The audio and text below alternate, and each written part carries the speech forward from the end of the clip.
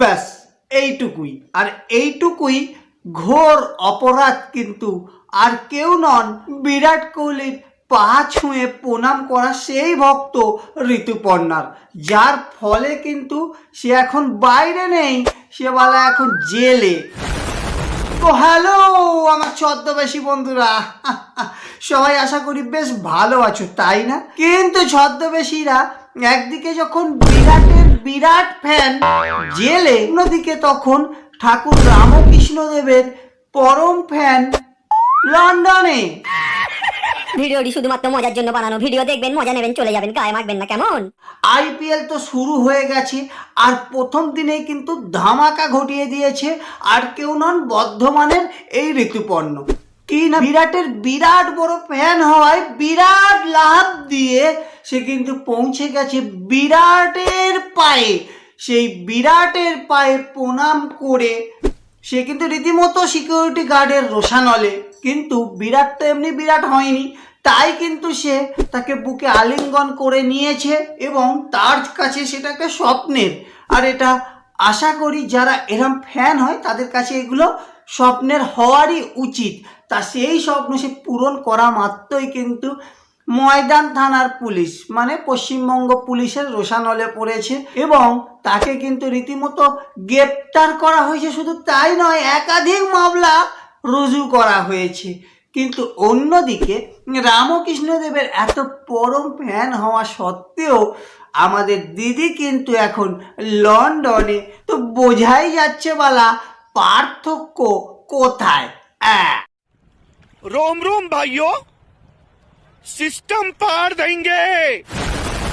আর ছদ্মবেশী বন্ধুরা, বিরাটের বিরাট ফ্যানকে যখন ছোট করে কোশ্চেন করা হয়েছে যে সে কেন এটা করলো, তার উত্তরটা বিরাটের বিরাট ফ্যান ছোট করেই দিয়েছে। কি দিয়েছে? বিরাটের ভক্ত তাই, বিরাট আমার ভগবান তাই।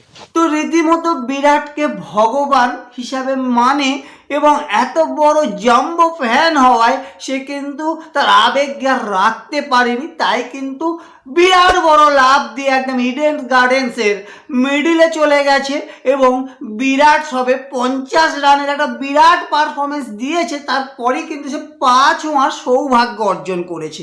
আর এদিকে কিন্তু যখন ঋতুপর্ণ বিরাটকে ভগবান হিসাবে মানছে, অন্যদিকে কিন্তু আমাদের দিদি রামকৃষ্ণদেব পরমহংসদেবকে ভগবান হিসাবে মানছে। শুধু তাই নয়, রীতিমতো তার পাশে নিজের ছবি সেটে দিয়েছে।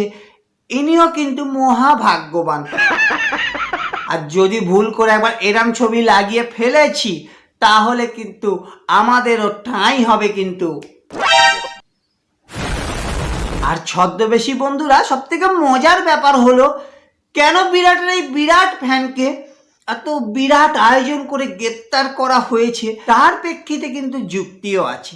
যুক্তিটা আগে শুনবো, তারপর আমরা আমাদের মতো করে সেই লেভেলের বালা যুক্তি দেব। যদি আমরা ছেড়ে দিই আজকে, তাহলে অনেকেই গিয়ে এই কাজ করবে। তো যুক্তিটা বেশ সুন্দর। তো ছদ্মবেশী বন্ধুরা, এটা তো শুধু গেল মাঠের কথা, কিন্তু অন্যদিকে যে সকল মাঠ ঘাটগুলো আছে সেখান থেকে যে কত কিছু চুরি হয়ে যাচ্ছে, দুর্নীতি হয়ে যাচ্ছে, সেগুলো কিন্তু এত তৎপরতার সঙ্গে মানে তখন কিন্তু এই যুক্তি খাটে না যে একবার বলি এগুলোকে যদি একবার ছেড়ে দিই আগামী দিনে আরো দুর্নীতি বাড়বে না, তখন কিন্তু মুখে এসব প্রসঙ্গ আসে। মানে অনেকটা এরাম, আমি কি বলেছি রসগোল্লায় ইঁদুর পড়েছে, হ্যাঁ? যাই হোক, প্রশাসনের সেই লেভেলের কারবাই করছে, করুক।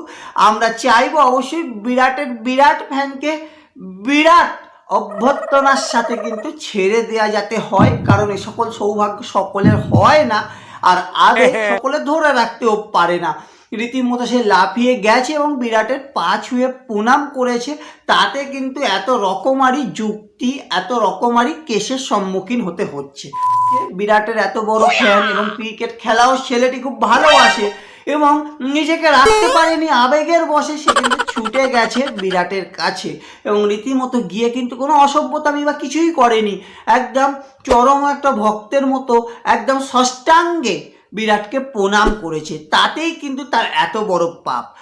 আর বড় বড় সেই লেভেলের বোয়াল মাছগুলো যে লেভেলের পাপ করে চলেছে, সেগুলো বালা সভ্য সমাজ এবং সভ্য প্রশাসন কবে দেখবে আমি জানি বালা। আমার মতোই হয়তো চোখের ধরনটা এরাম, মানে এক সাইডটা কালো এক সাইডটা সাদা, এদিক দিয়ে বালা কালো দেখা যাচ্ছে তো এদিক দিয়ে সাদা দেখা যাচ্ছে। এরকম যদি প্রশাসনের দৃষ্টিভঙ্গি হয় তাহলে কিন্তু আগামী দিন ভীষণই বুম। তো বালা ছদ্মবেশী বন্ধুরা, ভিডিওটা আজকের মতো এইটুকুই। ভিডিওটা ভালো লাগলে একটা লাইক, বেশি করে শেয়ার, আর চ্যানেলটি যারা বালা এখনো সাবস্ক্রাইব করোনি, কত করে বলতে হবে চ্যানেলটিকে সাবস্ক্রাইব করো। দেখা হচ্ছে তোমাদের সাথে খুব শীঘ্রই আরো একটা মজার ধামাকাদার ইন্টারেস্টিং আমি ভিডিওতে। ততক্ষণে যেন তোমরা জানো তো বালা নিয়ে বসে আছি, হৃদয় বার করে দিলাম। নমস্কার নিয়ম।